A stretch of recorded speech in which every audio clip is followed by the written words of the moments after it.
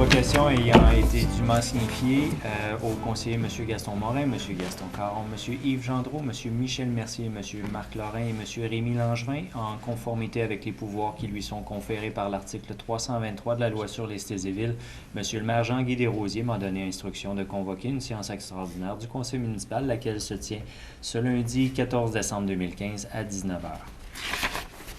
Merci, M. le greffier. Permettez-moi de souhaiter la bienvenue aux gens qui sont en salle et ceux qui sont à la maison. Pour nous, c'est la dernière réunion de l'année et aussi, ou l'avant-dernière, c'est la dernière extraordinaire. Et c'est une réunion qu'on considère étant importante. Donc, il y a quand même des choses très organisées dans cette réunion.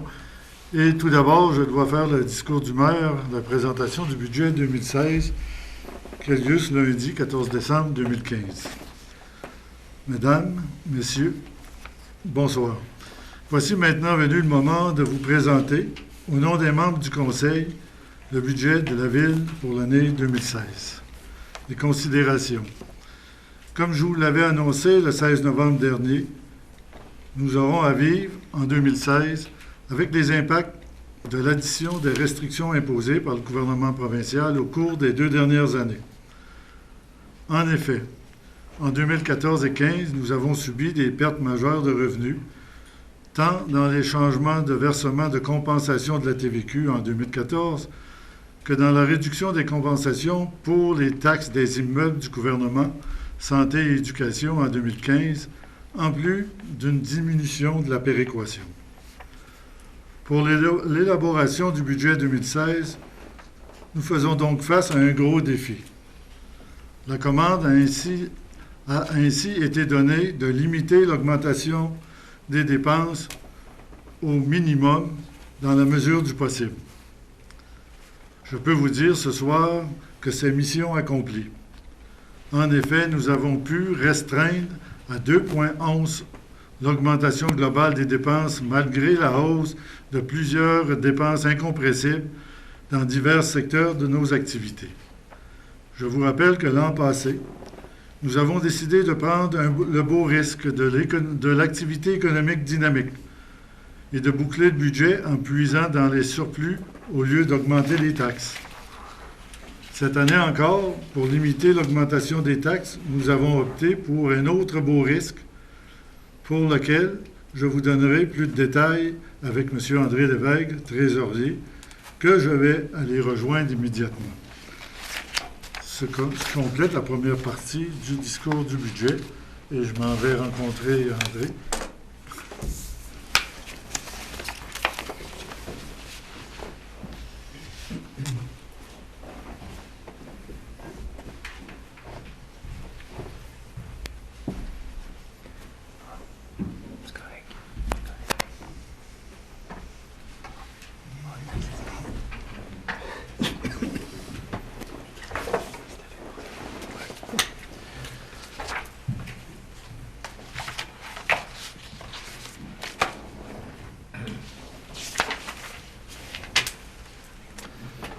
Tout d'abord, la première partie du budget, vous allez vous rendre compte que c'est moi qui vais la faire, mais la partie des chiffres, c'est André qui va la faire. Et à l'occasion, peut-être que je commenterai si j'ai des choses additionnelles à mettre au niveau budgétaire. D'abord, en préambule, le processus budgétaire est un exercice en continu demandant la concertation entre les élus et l'appareil municipal. Il doit tenir compte des orientations du Conseil, des contraintes et facteurs d'influence, des besoins des contribuables, du maintien et l'amélioration de la qualité des services offerts. Les facteurs d'influence dont le Conseil municipal a dû tenir compte, le contexte économique, l'approche de stabilisation et de réserve en ce qui a trait au budget des dépenses de fonctionnement, la limitation de l'impact financier des augmentations jugées essentielles, le nouveau rôle triennal d'évaluation foncière de 2016, 17, 18 nous a été déposé au mois d'octobre. Les services tarifés, Le concept utilisateur-payeur est toujours de mise à Montmagny. Ce sont les bénéficiaires des services qui assument le financement de ces services. La gestion des matières résiduelles, la production et la distribution de l'eau, la collecte et le traitement de l'eau usée.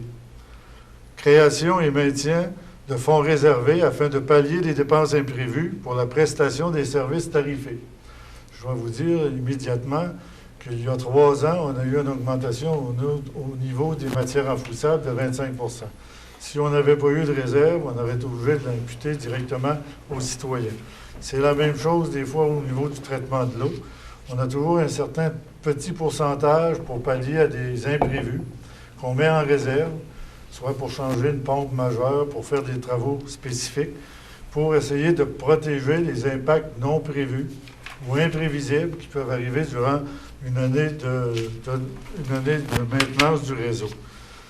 La collecte et le traitement de l'eau usée. Création et maintien de fonds réservés afin de pallier les dépenses imprévues pour la prestation des services tarifés. Le développement résidentiel et commercial. Les programmes d'aide fiscale. L'incitatif à la construction résidentielle et au développement domiciliaire maintenu pour 2016. Bonification de l'incitatif pour les nouveaux immeubles multilogements comptant des logements de 4 pièces et demie et plus. Incitatif à l'investissement dans les 2 parcs industriels, de même que dans le secteur commercial. Programme de soutien financier visant les nouveaux acquéreurs, moins de 2 ans, de résidence de plus de 50 ans, avec un budget limité à 60 000 $. Puis l'an passé, cette année, ce budget-là existait et a été complètement utilisé. Nouveau programme d'aide financière pour la mise à niveau des installations sanitaires du secteur rural. Cette année, il y a un secteur spécifique qui est ciblé, mais on va le faire de façon régulière dans les années futures. Orientation, objectifs et priorités. Le service à la clientèle dans toutes les démarches entreprises par le conseil municipal. Le conseil municipal, c'est toujours pour lui un élément essentiel qu'on donne un service à la clientèle de haute qualité et de proximité. L'approche de proximité dans la livraison des services, la qualité de vie des citoyens qu'on veut conserver malgré les contraintes économiques, le respect de la capacité de payer des contribuables, le soutien au développement économique. Donc, on en vient à la deuxième partie, qui est une partie qui intéresse plus qui est plus la partie de M. Lévesque. Je vais lui céder la parole et si jamais j'ai un commentaire, je me propose de pouvoir le faire durant votre présentation du budget. Pas de problème. Donc, M. le maire, bonsoir. Les gens à la maison, bonsoir. Messieurs les conseillers, bonsoir. Donc, à cette étape-ci de la présentation du budget, on va s'attarder un peu au dépôt du rôle foncier triennal pour les 3 prochaines années, c'est-à-dire de 2016 à 2018. Le rôle foncier a été déposé le 30 octobre dernier et on a assisté à une hausse des valeurs foncières globales moyennes de 6,8 %. Dont 7,4 pour les valeurs imposables. Donc, dans un rôle d'évaluation, il y a les unités d'évaluation imposables et les unités qui sont non imposables, donc des édifices publics. Donc, au niveau des édifices imposables, on a eu une augmentation de 6,8 %. Au niveau des catégories d'immeubles, donc à l'intérieur du rôle foncier, il y a différentes catégories d'immeubles. Il y a eu un important transfert au niveau de la charge fiscale entre les diverses catégories d'immeubles. À titre d'exemple, les immeubles industriels n'ont subi aucune hausse, alors que les immeubles résidentiels ont eu une hausse de 8 %. Alors qu'au niveau commercial, c'est une hausse de 1,22 %. Donc, vous voyez que les hausses de valeur n'ont pas été égales pour les différents types d'immeubles. Ça oblige le conseil municipal à remodeler un peu la façon de calculer les taux de taxes, on va le voir un peu plus loin, de façon à atténuer justement le transfert de la charge fiscale entre les diverses catégories d'immeubles. À titre d'exemple, la valeur moyenne d'une résidence unifamiliale à Montmagny passe d'une valeur en 2015 de 154 000 $ à 168 000 $ à compter du 1er janvier 2016. Donc, comme je le disais tout à l'heure, c'est presque 9 % d'augmentation au niveau unifamilial. Donc, les taux de taxation pour l'année 2016 ont dû être modulés en fonction des transferts entre les diverses catégories d'immeubles. À titre d'exemple, pour vous expliquer un peu la méthode de fonctionnement, on utilise les taux qui étaient en vigueur en 2015. Donc, pour le niveau résidentiel, on parle de 1,7 $. Les valeurs foncières en 2015 pour ce type de type d'immeuble, c'est-à-dire les immeubles résidentiels, on en avait pour un total de 601 millions, la valeur globale des résidences à Montmagny. Donc, en appliquant le taux de taxe sur ces immeubles-là, la valeur de ces immeubles-là, on a généré des recettes de taxation foncière de 6 468 000. Donc, pour l'année 2016, on va utiliser, dans le fond, le même calcul, mais on va le faire à l'inverse. Donc, on dit les recettes générées en 2015 sont de 6 468 000. On prend les valeurs de 2015 indexées. Quand on parle de valeurs indexées, c'est qu'on prend les valeurs lors de la confection du rôle en 2015 et on applique la hausse qui a été constatée au dépôt du rôle 2016, donc presque 9 %, et on arrive à une valeur foncière majorée de 657 millions. Donc, en faisant une règle de 3 avec une division, on arrive à un nouveau taux pour 2016 à 98 sous du 100 $ d'évaluation. Si on avait décidé de ne pas donner d'augmentation de taxes, on aurait pris le taux de 98 sous, 0,9831 pour les résidences. C'est ça. Donc, si vous aviez décrété un gel des taxes foncières, comme pour l'année 2015, les gens auraient eu un taux là, au niveau de leur compte de taxes foncières de 98 sous plutôt que 1,7 $. Toutefois, compte tenu des obligations de la Ville et de l'activité économique, le Conseil municipal a consenti ou a proposé une hausse de 1,9 % du taux de la taxe foncière. Donc, il y a eu un gel en 2015. Donc, pour 2016, il y aurait une augmentation du taux de la taxe foncière de 1,9 %. Donc, on prend notre 98 sous du 100 $ d'évaluation. On le majore de 1,9 %. Donc, ça nous donne 1 $ et 1 $ du 100 $. 1 $ et 0,18 $. C'est pas 1,18 $, mais c'est vraiment 1 $ du 100 $ d'évaluation pour la maison moyenne, pour le secteur résidentiel. Donc, en appliquant le même calcul qui a été fait pour chacune des catégories d'immeubles qui composent l'assiette fiscale de Montmagny, on arrive avec des taux pour 2016, donc au niveau des catégories industrielles, donc les immeubles qui sont à vocation industrielle, principalement dans les deux parcs industriels, le taux en 2016 sera de 2,46 du 100 $ d'évaluation. Au niveau non résidentiel, on parle ici de l'espace commercial, les immeubles commerciaux, là. Donc, ce serait 2,02 $ du 100 $ d'évaluation. Les complexes de logements de 6 logements et plus vont avoir un taux de taxe de 1,22 $, alors que quand on parle de catégorie résiduelle, donc c'est tous les autres immeubles qui n'ont pas été déjà catégorisés industriels ou commercials. Donc, et ceux de la catégorie agricole auront, comme on a donné tout à l'heure, 1,18 $ du 100 $ d'évaluation. Mais ce qu'il faut dire aussi, quand il y a un nouveau dépôt de rôle, il y a une redistribution de la richesse par rapport au marché, par rapport à différents facteurs, que ce soit l'eau boisée, que ce soit le secteur bordant le fleuve ou d'autres secteurs où il y a eu beaucoup d'activités d'achat et de vente et d'achat. Donc, ça fait varier la valeur. Pour certains, ils peuvent avoir une valeur équivalente ou presque à ce qu'elle était les années antérieures, le dépôt antérieur, tandis que d'autres peuvent avoir en bas de 9, d'autres suppléments plus que 9. Donc, globalement, nous, on va s'en tenir à la maison moyenne. On ne peut pas les faire de façon individuelle. Parce qu'il peut y avoir des gens qui ont augmenté de 18, d'autres qui ont augmenté de 12, d'autres qui ont augmenté de 6, d'autres qui ont augmenté de 3. Donc, pour chacun de ceux-là, il y en a qui vont avoir des réductions, tandis que d'autres vont avoir une augmentation un petit peu plus que la maison moyenne. Donc, c'est juste pour expliquer un petit peu le phénomène lorsqu'il y a un nouveau dépôt de rôle. Ça veut dire que la maison, dans le même secteur, elle peut avoir varié, tandis que les années antérieures, non, parce qu'il y avait eu peu de transactions, ou peu de ventes et peu d'achats. Donc, le marché vient conditionner aussi la valeur des résidences. Donc, c'est bien beau, on parle de taux de taxation et de valeur. Donc, à titre d'exemple, on a la valeur d'une maison moyenne. On parle toujours de la maison unifamiliale à Montmagny. Donc, en 2015, la maison vaut 154 000 $. En 2016, la valeur foncière est maintenant de 168 000 $, donc une hausse de près de 9 au niveau de l'évaluation foncière.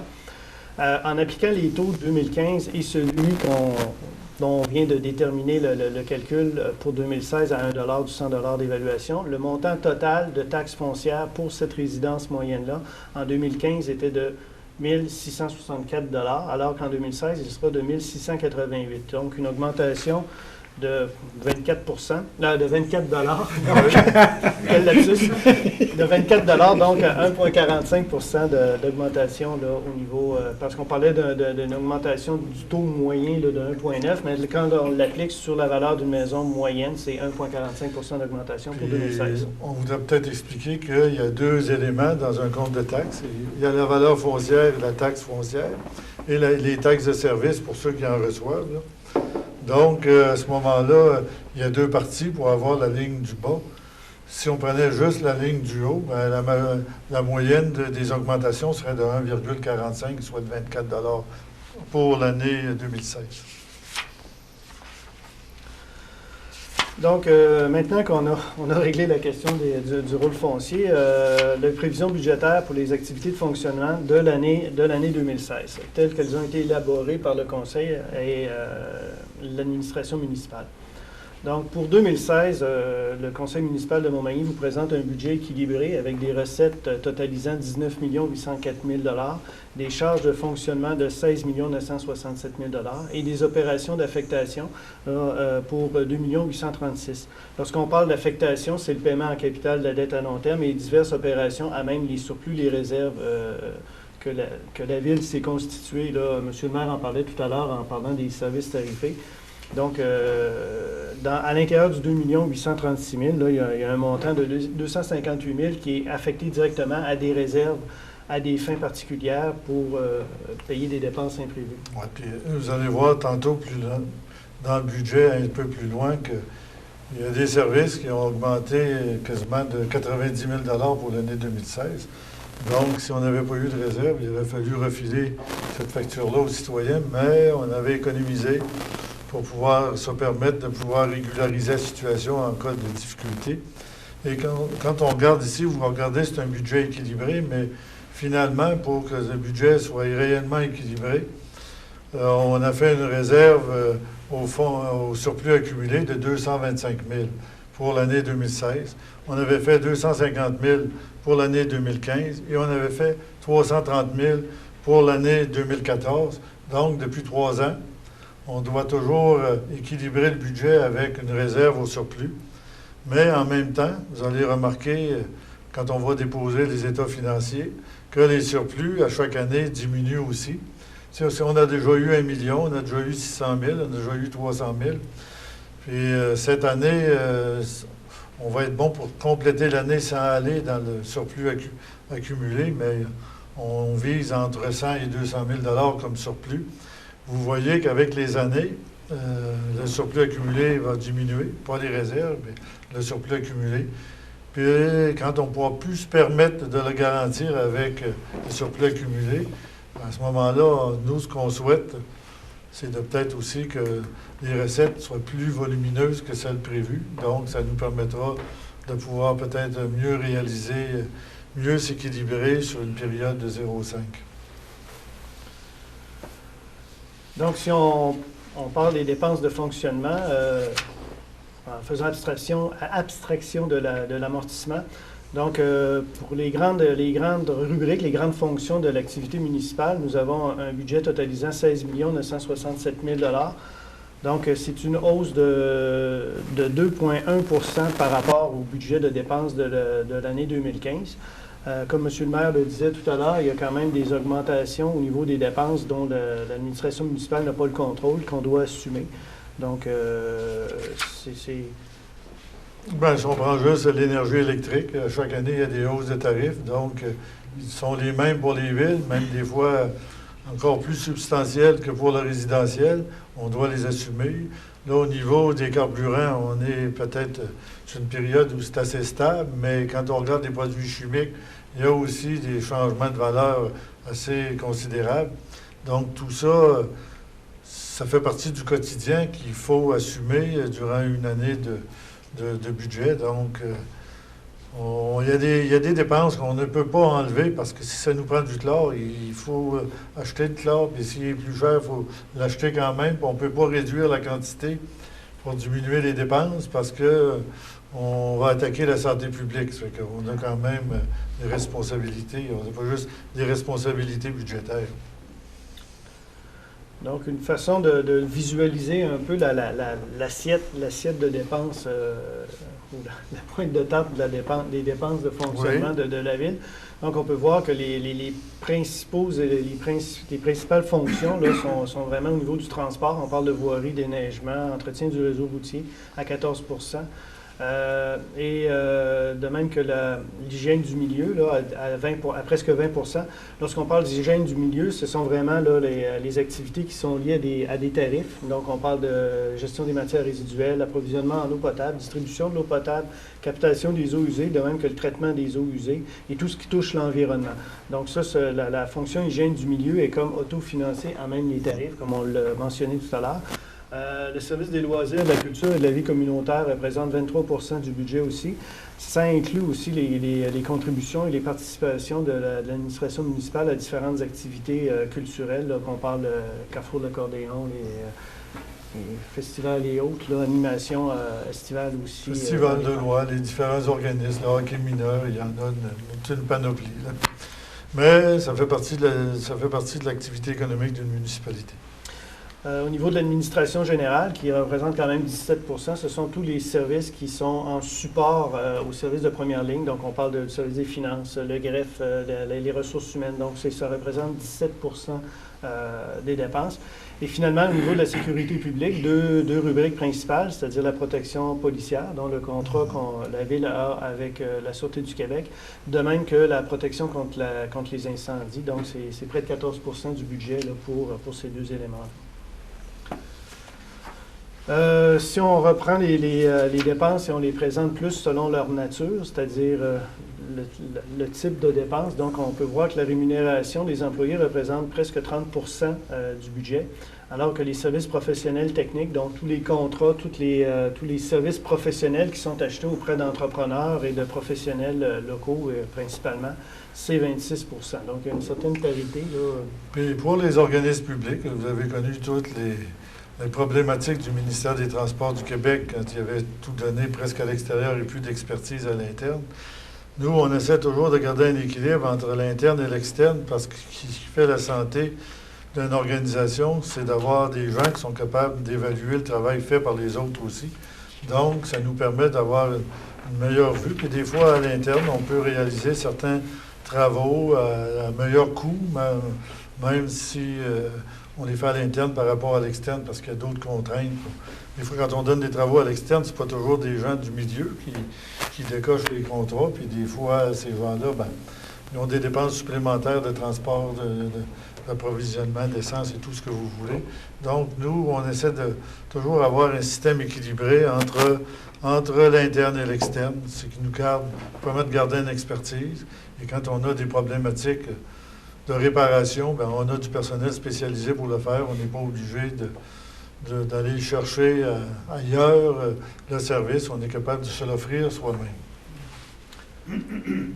Donc, comparativement à l'année 2015, là, qui va se terminer dans quelques jours, les dépenses de fonctionnement, comme on le disait tout à l'heure, ont été majorées de 2 pour l'année 2016. Les principaux éléments de variation, il y a la quote-part de la Ville de Montmagny au financement, aux opérations plutôt de la MRC de Montmagny, qui sont en hausse de 9,7 C'est le plus gros montant depuis... Moi, je suis ici depuis un certain temps, là, puis on n'a jamais connu ça auparavant. Mais la majorité de la hausse de la MRC vient du fait qu'on a diminué de 70 les subventions au CLD et on a fermé la CRE qui occupait un plancher complet à la bâtisse de la MRC qui vont quitter officiellement, globalement, le 31 mars. Donc, nous, on doit assumer 9/12 d'un loyer qui rapportait environ 120 000 par année. Donc, on est face à une situation où on avait toujours gardé les budgets très, très, très serrés, 25-30 000 de surplus, mais on n'avait pas de réserve. Quand on n'a pas de réserve, ben, automatiquement, on est obligé d'aller à l'externe pour compenser ses budgets. Si on avait augmenté il y a 3 ou 4 ans, quand on est rentré dans la nouvelle bâtisse, à 1,5 qui s'avait répété pendant les 3 ans, peut-être qu'on aurait pu faire une réserve, puis on aurait pu absorber une partie des coûts. Et ça, on ne peut pas revenir sur le passé, mais ça fait quand même 65 000 à absorber pour la ville de Montmagny. On regarde la gestion animale. Vous savez qu'on a eu une petite problématique sur la récupération des animaux. Là, on a signé un nouveau contrat qui répondait à nos exigences, mais ça nous coûte 15 000 de plus par année. Au niveau des matières résiduelles, bien, comme je vous disais tantôt, au niveau des matières recyclables, on a eu une augmentation majeure qui nous coûte 90 000 par année. Si on n'avait pas fait les petits Suisses puis gardé une réserve, bien là, aujourd'hui, on sera obligé de transférer la facture dans les services tarifés.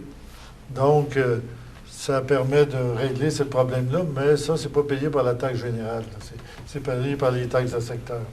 La mise à niveau de la station de pompage du réseau, c'est la même chose. On a une réserve, on est capable de le faire. Puis le programme d'aide fiscale aux résidences de plus de 50 ans, bien, c'est 60 000 qu'on a investi, puis je ne sais pas combien il y a eu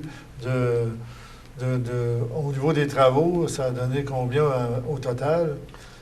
Parce que nous, c'était 5 000 pour des travaux de 20 000. Donc, si vous regardez 60 000 divisé en tranches de 5 000, Au-delà de 200 000. au-delà de 200 000, ben, c'est de l'activité économique, parce que c'est des gens qui achètent dans le milieu, qui réparent leur maison, qui embauchent des électriciens, des plombiers. Donc, ce qui permet de faire rouler l'économie. Et oui, moi, je considère ça comme un investissement, pas comme une dépense. Et les autres éléments, ben, c'est des éléments qu'on fait au niveau d'engagement divers. Canard Illimité veut refaire les structures et refaire ça à neuf et après le céder à la municipalité. On va y participer pour un petit montant, mais ils vont nous le céder pour peu de frais. Donc, c'est la raison pour laquelle on est allé dans ce type de dépenses-là. Donc, au niveau des recettes prévisionnelles, donc on a les recettes qui sont tirées de la taxe foncière générale. Là, comme on parlait tout à l'heure, on a nos 5 catégories d'immeubles avec les taux. Là, on en a discuté tout à l'heure. Donc, il y a une hausse quand même de 3 d'augmentation au niveau des recettes fiscales.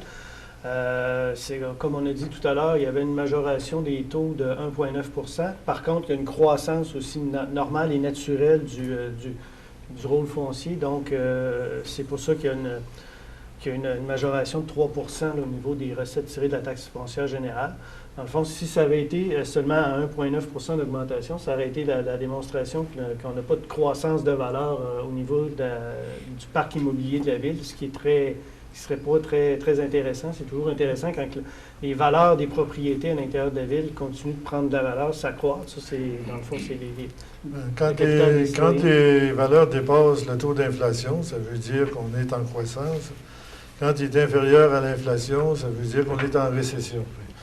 S'il est 2-3 ans inférieur à l'inflation, ben, ça veut dire que ça ne va pas très bien dans le milieu. C'est des indicateurs que les gens de l'extérieur regardent. Quand on veut dire qu'on est dynamique, ben, il y a des indicateurs qui le prouvent qu'on est dynamique, puis il y en a là qui prouvent qu'on ne l'est pas. Ben, ça, c'est un indicateur qui prouve que si on est en progression de 3,3, ben, peut-être qu'au niveau du Québec, on n'a même pas 3 de progression. On est peut-être à 1 ou 2 ou entre 1 et 2. Donc, si on se considère par rapport au Québec, je trouve que comme ville, là, on est en bonne situation, malgré qu'on ne doit pas se taper la tête au plafond, comme on pourrait dire, parce qu'en voulant dire qu'on est on est supérieur à tout le monde, mais je pense qu'on est dans une bonne position. Donc, au niveau des tarifs pour les services municipaux, là, on en parle depuis tout à l'heure, la gestion de matières résiduelles, l'eau, les égouts. Donc, on a une majoration de 1,25 des recettes tirées de ces tarifs-là. Comme on va le constater, la majorité des taux de tarifs sont inchangés pour 2016 comparativement à 2015, on va le voir tout à l'heure. Les enlieux de taxes, ce sont les versements qui sont faits par le gouvernement du Québec pour un équivalent de taxes foncières pour leurs propres immeubles qui sont non imposables. Vous voyez qu'il y a une augmentation à peu près de 100 000. Vous allez dire, oh, ils ont compensé. Mais non, on a perdu plus de 250 000 l'an passé. Ça fait que quand on regarde le petit 100 000 de plus, là, ça ne compense pas pour ce qu'on a perdu. Bien, c'est l'entrée au rôle aussi de la nouvelle valeur du palais de justice rénové aussi. Il n'y a pas eu d'ajout de genre d'immeuble. Il y a seulement le palais de justice qui est entré au rôle, là, le nouveau palais de justice, mais il n'y a pas eu d'ajout au niveau des sortes de bâtiments. C'est ça, oui. Au niveau des soit écoles, l'hôpital et les écoles, le système de la santé et les écoles, il n'y a pas eu d'ajout, il n'y a pas eu de construction. Au niveau des services rendus, bien ça, c'est tous les services qui sont tarifés. Là, on parle de services de loisirs. Quand excusez-moi, quand les employés municipaux ont à intervenir à la demande de citoyens, il y a des tarifs, des frais qui sont facturés par la Ville. Donc, ça représente 1 900 000. Excusez. Et au niveau des transferts, ce sont les transferts qui proviennent du gouvernement du Québec. Principalement, ce qu'on voit là-dedans, c'est la part du gouvernement du Québec dans le remboursement de la dette de la Ville. Un instant. D'habitude, il additionne, il ne parle pas. Ouais, c'est à peu près ça. Donc, au niveau des transferts, comme je disais, c'est la part du gouvernement du Québec dans le remboursement de la dette. Donc, le gouvernement du Québec subventionne la Ville pour certains travaux d'infrastructure, mais ne verse pas un chèque en subvention. Le gouvernement aide la Ville à rembourser la dette à la place. Donc, on a eu une augmentation de près de 7,8 de ce genre de transfert-là au cours de l'année 2016. Et dans les transferts aussi, on a la péréquation qui, elle, est en diminution de 20 donc, il y a eu avec le nouveau pacte fiscal, il y a eu un nouveau calcul de péréquation qui a été fait pour aider les milieux défavorisés. Puis, Montmagny n'est plus considéré défavorisé, donc on a eu une diminution de 20 des montants de transfert. Au lieu de nous encourager, quand on s'en sort, on essaie de nous décourager. Donc, comme on le présentait tout à l'heure pour les dépenses, on peut voir aussi la pointe de tarte. Là, on peut voir que les taxes représentent encore et toujours plus de 60 des revenus de la Ville, alors que les tarifs municipaux, là, les tarifs les dépenses autofinancées là, sont de 17 Donc, c'est sûr que pour la majorité des villes du Québec, là, ça varie entre 60 et 70 des revenus proviennent de la taxe de vente. Là, c'est encore un débat, je pense, au niveau de la diversification des sources de revenus. Oui, c'est pas le premier gouvernement qui dit qu'on va essayer de trouver une méthode plus adéquate pour facturer le citoyen, mais on est encore sur l'augmentation des valeurs foncières et des taux de taxes. Il n'y a pas de nouvelle formule de fiscale. On dit qu'il va y avoir un nouveau pacte de fiscalité où on pourrait retrouver des nouvelles façons de faire, mais pas pour le moment. Pour le moment, ça demeure la façon traditionnelle. Donc, comme tout à l'heure, au niveau des dépenses, les principaux éléments de variation, bien, on voit qu'il y a eu quand même une augmentation de 1,9 du taux de taxe là, comparativement à 2015, là, en fonction des calculs qu'on a vus précédemment. Les tarifs pour services municipaux demeurent inchangés, la majorité, sauf celui pour l'eau potable qui a une hausse de 1,5 Et il y a eu divers ajustements là, en cours de route là, aux prévisions relatives aux recettes de sources locales, là, comme on parlait tout à l'heure. Puis je parlais justement du fameux 42 000 du pacte fiscal là, qui nous a été, dont on subit la diminution là, pour l'année 2016. Au niveau des taux de taxation, comme on les avait donnés tout à l'heure, mais là, vous les avez de façon comparative 2015-2016. Donc, la taxe foncière résidentielle ou résiduelle là, passe de 1,7 à 1 du 100 d'évaluation. Et le tarif pour l'égout, étant donné qu'il y a des nouvelles valeurs, puis le tarif pour l'égout est facturé en fonction des valeurs foncières, on a diminué le tarif d'égout de 17 sous à 16 sous du 100 d'évaluation. Le seul tarif qui a une hausse notable, c'est au niveau de l'eau potable. Donc, on parle de 1,5 d'augmentation. Donc, le tarif passe de 258 par unité de logement à 262. Ça veut dire 4 $. Et au niveau résidentiel, au niveau des gestion des matières résiduelles, là, les vidanges, ça reste inchangé, de même que la protection incendie. Malgré les augmentations. Donc, je pense que c'est peut-être la diapositive ou j'allais dire acétate, mais c'est rétro un peu. Donc, c'est la diapositive qui parle quand même le plus. C'est le compte de taxe moyen, donc qui tient compte de la valeur foncière, de la taxe foncière et des services pour une résidence unifamiliale.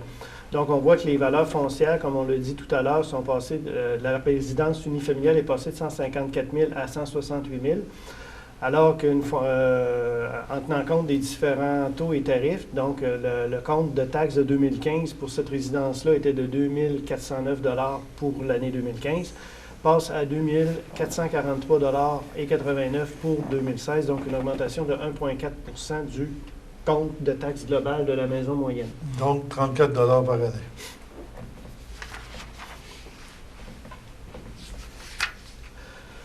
Au cours de l'année 2016, le conseil municipal a accepté de reconduire les facilités de paiement qui ont cours depuis l'année 2012. Là, on parle de 4 versements. Les comptes de taxes seront acquittables en 4 versements et il y aura toujours l'escompte de 1,5 % applicable à tout contribuable qui paie son compte de taxes en totalité lors à la première échéance.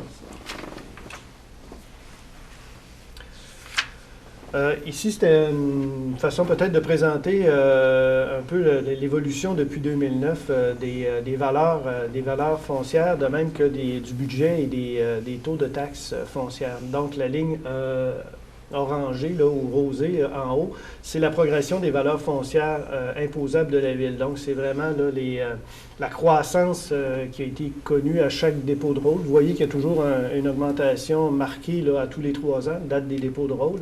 Puis par la suite, il y a une hausse constante dans l'intervalle de 3 ans. Ça continue de progresser au niveau des valeurs foncières. Alors que la ligne bleue, qui est complètement dans le bas, représente le taux de taxe foncière résidentielle qui, lui, continue de descendre là, entre 2009 et 2016. Là, il a quand même diminué de près de 5 points. Là, Ce qui est important de regarder aussi, c'est la différence entre le budget et la taxe foncière. Puis depuis 2013, l'écart est quasi semblable d'une année sur l'autre. Donc, c'est là que ça démontre qu'on a une pression sur les dépenses. Et par rapport aux revenus, on compresse les dépenses parce que les budgets augmentent de façon similaire à la diminution des taux. Et la différence entre les deux lignes était très, très peu prononcée. Donc ça fait le tour du budget des opérations financières, des activités financières. Le deuxième budget, finalement, de la Ville, parce que le budget de la Ville est toujours à 2 parties, c'est-à-dire les opérations courantes pour 12 mois et les prévisions d'investissement en immobilisation pour les années à venir. Donc, on parle d'un budget triennal. Donc, qu'est-ce qui s'en vient? Pour les fins de présentation ce soir, on va se concentrer sur l'année 2016, donc les projets à venir pour l'année 2016. Sauf que dans le journal municipal du mois de janvier, vous aurez le tableau qui présentera sur les 3 prochaines années les projets et les objectifs d'investissement du conseil municipal pour les 3 prochaines années.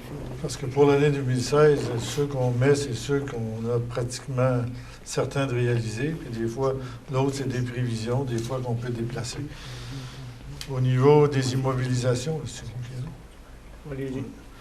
le programme triennal des immobilisations sert à planifier les dépenses nécessaires pour entretenir, améliorer et accroître les services offerts.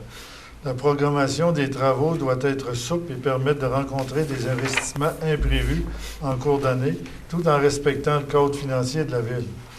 Principal objectif du rôle triennal des immobilisations, ne pas financer de travaux par emprunt pour un montant supérieur au capital remboursé sur la dette à long terme au cours de l'exercice. C'est-à-dire que si on rembourse 2 millions, on limite le pouvoir d'emprunt à 1,8 million. Donc, pour nous garder un 200 000 qu'on doit assumer pour la diminution de la dette, graduellement de diminuer la dette. C'est les consignes qui sont données à l'administration par le conseil municipal. Les investissements prévus pour 2016, c'est prolongation de la piste cyclable du boulevard Taché-Est jusqu'à la rue Bissot, à partir de l'autre côté de la rivière des Vases, de la rue C-des-Prés, aller jusqu'à la rue du Sceau. Réfection majeure de la chaussée dans les secteurs urbains et ruraux. Chaque année, vous savez On a pratiquement un demi-million à investir ou pas loin pour refaire des chaussées.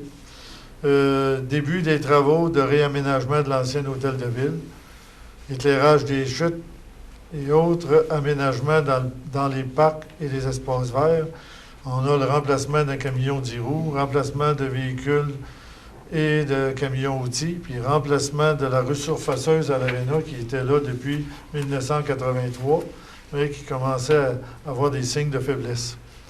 Pour les investissements prévus pour 2016, conditionnels à l'obtention de subventions gouvernementales. On avait ça aussi l'an passé, pas de subvention, pas de travaux. Subvention, on regarde la possibilité de réaliser les travaux parce qu'à moyen terme, on sauve de l'argent pour les citoyens. Infrastructure de la rue du Manoir et du Moulin.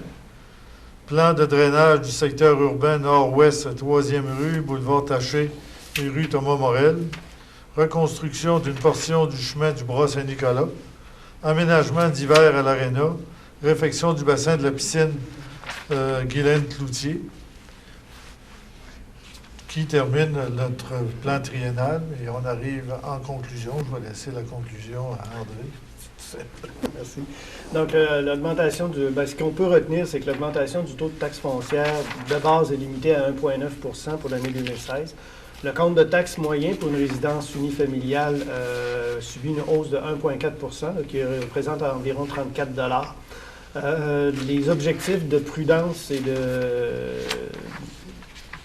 de prudence au niveau des dépenses a été comprise là, par les élus. Donc, on y va de façon très prudente au niveau des dépenses. Et les investissements doivent être planifiés pour profiter des programmes de subvention. Donc, comme M. le maire disait, s'il n'y a pas de programme de subvention, bien, il y a peut-être des choses qu'on ne fera pas ou on va reporter. Comme on a fait l'an passé, on en a reporté. Cette année, s'il n'y a pas de programme, mais si on écoute le gouvernement fédéral, supposé d'avoir un beau programme d'infrastructure, donc on verra à ce moment-là, mais on sera prêt pour déposer des projets si jamais c'est le cas. Il faut toujours se préparer au cas où. Donc, je pense que ça termine la présentation.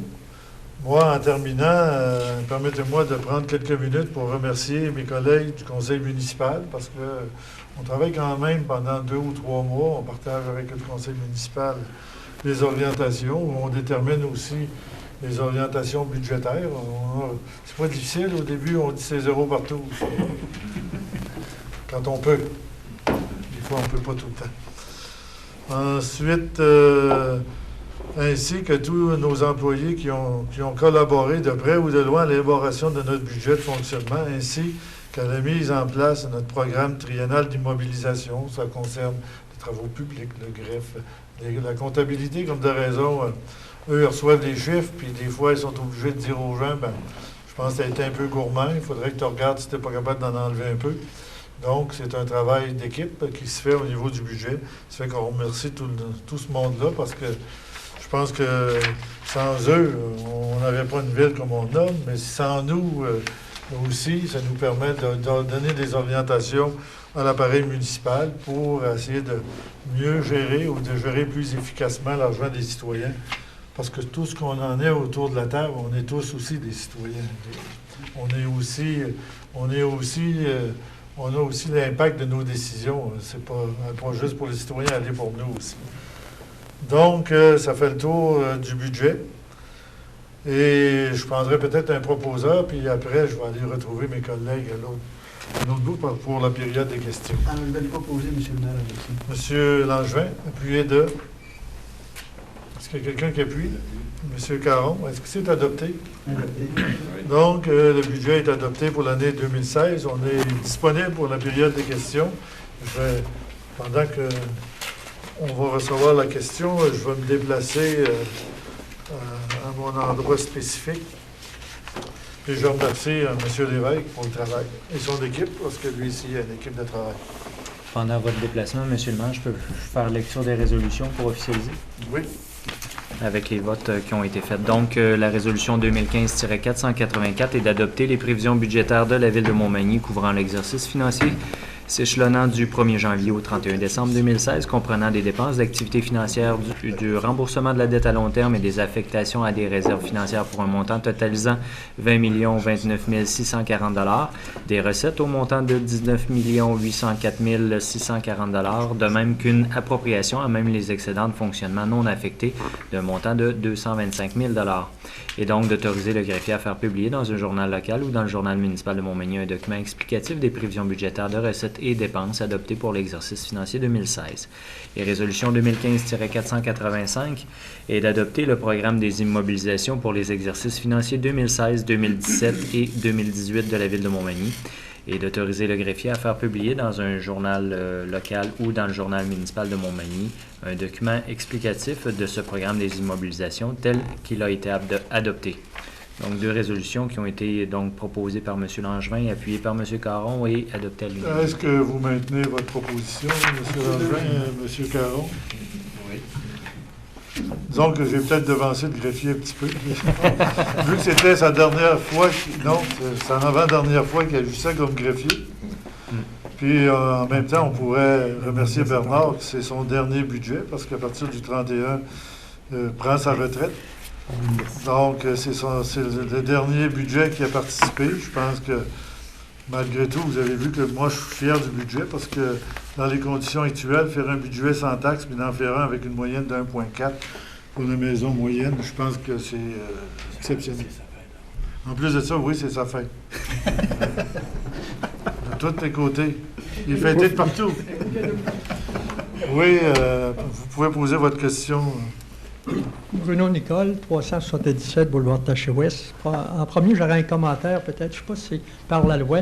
Les budgets que vous avez déposés actuellement, nous, comme citoyens qui assistent ici à l'Hôtel de Ville, on n'a pas accès à ces documents-là. S'ils étaient là, je ne les ai pas trouvés. C'est-tu la loi qui vous oblige à ne pas les mettre disponibles pour les citoyens ou... C'était un oubli de ma part. Je devais les préparer cet après-midi, mais je n'ai pas eu le temps. Donc, on s'excuse dans la foulée. Pour être fait parvenir. oh, oui, il n'y a pas de Oui, normalement, il va être publié. Je vais vous les faire parvenir. Non, c'est parce que...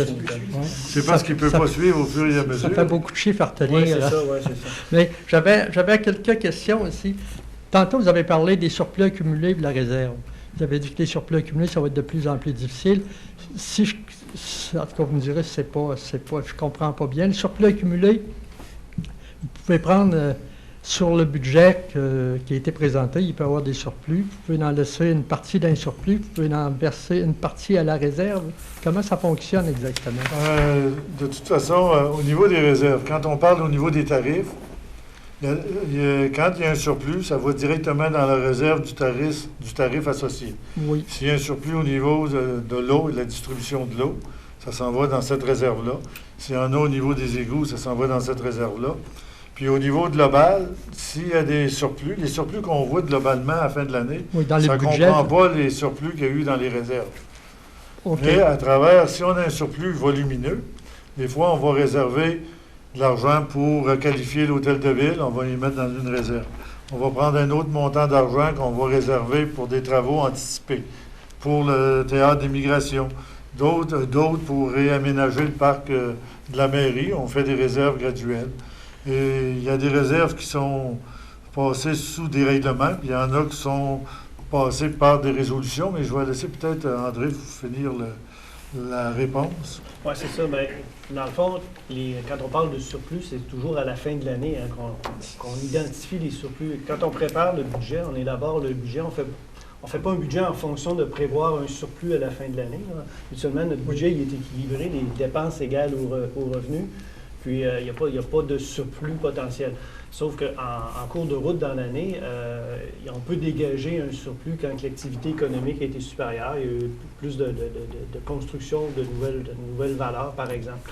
Donc, à la fin de l'année, au mois d'avril, lorsque le conseil municipal adopte les états financiers, on identifie s'il y a un surplus et ce surplus-là peut être utilisé de différentes façons. Comme M. le maire le disait, au cours des dernières années, le surplus n'a pas été laissé là à dormir. Il a été mis dans des réserves à des fins très particulières. Donc, c'est pour ça que quand on présente le budget, parfois à l'intérieur du budget, plutôt que d'augmenter un tarif, on va utiliser une partie de ces surplus-là pour éviter d'augmenter les tarifs. Je ne sais pas si ça répond un peu à votre question. Oui, je pense que c'est parce que la ville ne peut pas faire de déficit, fait que ça a des surplus. Je suppose qu'elle peut aller fouiller dans ses surplus pour combler, mais s'il est versé à la réserve, elle ne peut plus retourner le chercher. Ça dépend dans quelle réserve. Si c'est une réserve qui a été établie par une résolution, on peut la retirer avec une autre résolution. Okay. Mais si ça a été une réserve qui a été constituée par un règlement, là, on ne peut pas la sortir en passant une résolution. Donc, elle a été ciblée pour une activité bien précise. On ne peut pas la retirer. Souvent, on va prendre une partie des surplus dans les années quand les surplus étaient plus volumineux. Bien, on augmente notre fonds de roulement qui nous permet de se financer à l'interne. On met d'autres réserves qui nous permettent de prévoir des travaux. Souvent, on prévoit les travaux à venir.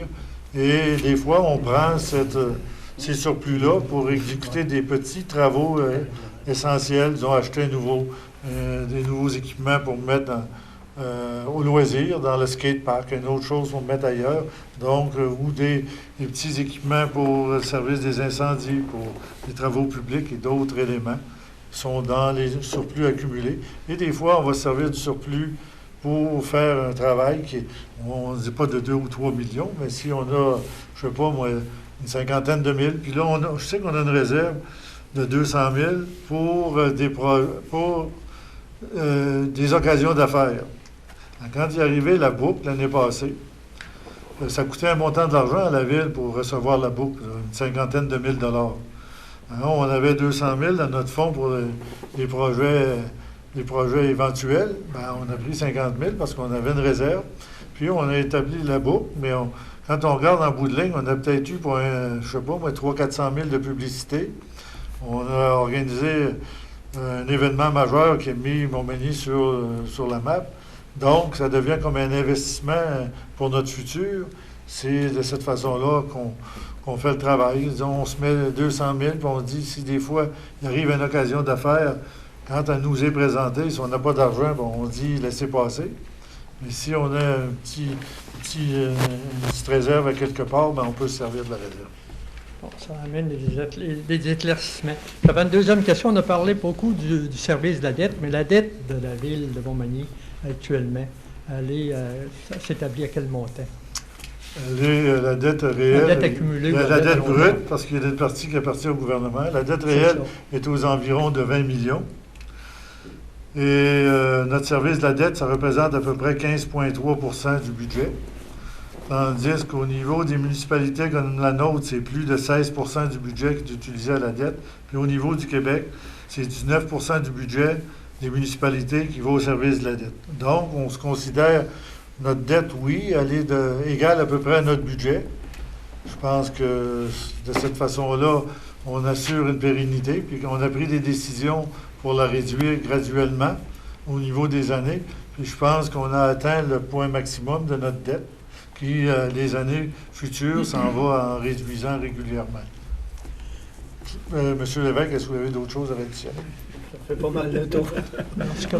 C'est ça, c'est un peu comme M. le maire disait, il y a quelques années, lorsqu'il y a eu les travaux du secteur Est, c'était une opportunité d'affaires, justement. Il y avait un grand programme de subvention du gouvernement du Québec. Donc, le gouvernement du Québec en assumait une partie. C'est sûr qu'on a augmenté le niveau d'endettement de la ville, mais c'est quand même contrôlé. On savait que l'année 2015-2016 était vraiment où on était au maximum avec l'orientation que le Conseil a pris d'emprunter toujours moins que ce qui est remboursé en capital depuis quelques années. C'est comme ça qu'on fonctionne. Bien là, la dette diminue graduellement. C'est sûr que ça ne fera pas un saut majeur, mais année par année, là, on va assister à une diminution de la dette brute. Là, oui, puis il y a un autre élément qu'il ne faudrait peut-être pas oublier de dire, c'est lorsqu'on refinance, souvent, les gens André et son groupe, quand on a des emprunts à échéance, on les regroupe, on les finance nous-mêmes pour un petit bout de temps, on les regroupe pour aller se refinancer. Des fois, on en prend à 4 %, on les refinance à 2,5 %. Ça nous permet d'avoir de pouvoir rembourser plus rapidement. Avec moins d'argent, on peut aller beaucoup plus loin. Donc, c'est une saine gestion du portefeuille de notre dette. Puis je pense qu'au niveau du service des finances, les gens s'en préoccupent beaucoup. Et lorsqu'il vient à échéance, puis dans ces temps-ci, là, souvent 2,6, 2,5, 2,3, qui est beaucoup plus bas. Puis là, on s'engage pour les 5 prochaines années. Donc, ça nous permet d'avoir beaucoup plus de contrôle sur notre dette puis sur nos remboursements. Juste pour compléter, vous avez parlé de 20 millions, c'est la partie qui doit assumer la Ville, mais est-ce que les différents paliers de gouvernement, ça peut représenter quoi je ne sais pas comment, quelques millions? La part du gouvernement du Québec pour 2016, là, dans le remboursement en capital, c'est 2,8 millions. OK. En capital, là, la part, dans notre dette, la part du gouvernement du Québec, c'est 2,8 millions. Dans le 20 millions? Non, c'est 24. Le 20 millions, c'est la dette nette. OK, c'est la dette. C'est celle qui appartient aux citoyens. Celle qui appartient aux citoyens de Montmagny, c'est 20 millions. Mais la dette brute est plus aux alentours de 24 millions. Mais comme on disait, c'est qu'on emprunte à la place du gouvernement du Québec, puis à chaque année, il nous aide à le rembourser. C'est sûr que ça a un effet, un petit peu un effet pervers, parce que quand on regarde la dette brute, on trouve que c'est élevé, mais sauf que à chaque année, le gouvernement nous aide nous rembourse les emprunts qu'on a fait à sa place. Oui, c'est des engagements d'une façon ou d'autre que ces gouvernements ont pris. C'est ça. Puis peut-être juste souligner peut-être un élément. Quand on parle de dette, on parlait du secteur Est, là, des travaux de la rue des Érables, par exemple, qui ont été réalisés dans les dernières années. C'est sûr qu'au niveau de la dette, il faut se rappeler que ce sont des investissements souvent dans des grosses infrastructures, dans des gros immeubles, dans des installations publiques qui ont une durée de vie de 30, 40, 50, 60 ans.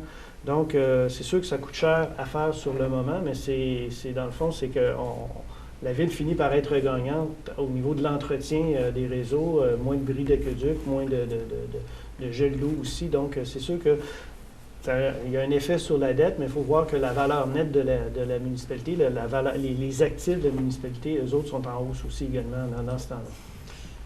C'est la partie du provincial. La partie du fédéral, je pense qu'elle est versée comptant chaque année, mais au cours des dernières années, 4-5 ans, il y a sûrement eu plusieurs millions de...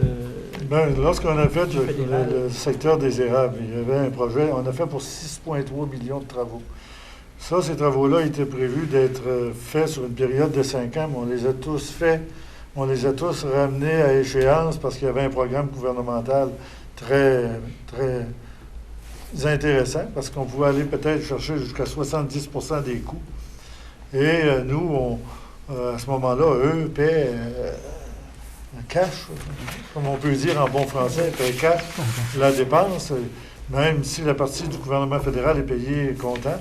À ce moment-là, on a devancé ces travaux-là parce qu'on se dit qu'on investissait pour la prochaine génération.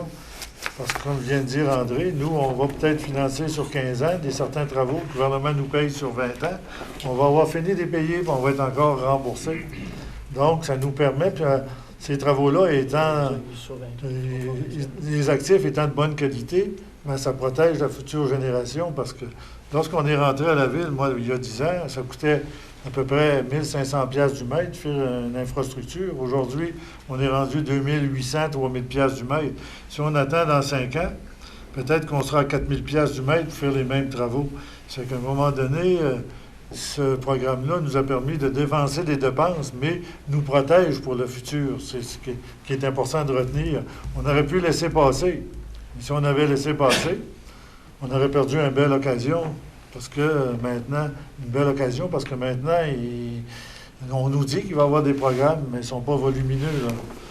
On attend toujours qu'ils se présentent, mais ils sont très, très rares, à part que la TEC, là, la taxe sur l'essence, là, puis EQI, mais il faut complètement céduler un pour pouvoir postuler sur l'autre. Donc, on travaille là-dessus pour essayer d'en aller chercher le maximum.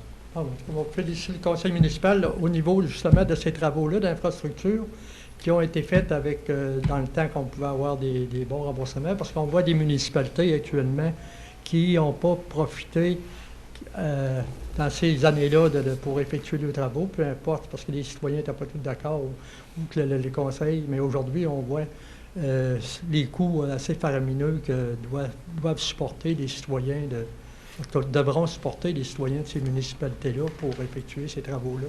Puis je dois vous dire, quand des programmes comme ça arrivent, si on n'est pas prêt pour déposer, puis qu'on dépose 3 mois après ou 4 mois après, ben, ce qui est arrivé à plusieurs municipalités, ils ont préparé des projets, ils les ont déposés, mais ils n'ont pas trouvé de firme d'ingénierie pour faire les plans et devis. Ils n'ont pas trouvé d'entrepreneur pour réaliser les travaux. Puis ce qui nous avait été réservé, ils ont comme été obligés de le laisser passer. Mais habituellement, nous, on est assez proactifs au niveau des projets. On les planifie, on fait les plans et devis, puis quand le programme arrive, ben, on débarque tout de suite. Ce qui nous permet d'arriver, quand on arrive les premiers, ben, on a plus de chances que lorsqu'on traîne la patte, puis on arrive les derniers. Donc, c'est une façon de gérer aussi que le conseil municipal demande à l'organisation de faire les projets à l'avance, puis quand on arrive avec un programme, à ce moment-là, on est prêt à postuler dessus. C'est quand même intéressant parce que on est souvent... puis même, ils nous ont dit, arrêtez de nous en envoyer, on en a assez. Là. Parce que quand il est arrivé le programme en 2008, ça, 2009. Préco. Oui, préco. Là, ils ont dit d'arrêter de les en envoyer parce que là, on en avait trop. Mais on a quand même fait pour 6,3 millions. Si on avait fait pour 8, on les aurait fait quand même si on avait augmenté la dette. Parce qu'on allait chercher pratiquement plus de 60% des coûts en subvention. C'est qu'on n'aurait pas été très, très intelligent de laisser passer le train là, cette fois-là. Juste en terminant, on va féliciter le Conseil pour la gestion. On voit c'est jamais intéressant d'avoir une hausse de notre compte de taxes, mais on a une hausse raisonnable. Pourquoi qu'on vit dans une municipalité où on a des bons services, où il fait bon y vivre, là. Mais on va prendre la hausse, puis on va dire que il y en a peut-être des mieux, mais il y en a des pires. Mais vérifiez les municipalités sur 2 ans qui ont moins de 1% d'augmentation de taxes, vous viendrez me dire lesquelles. Merci, M. Merci.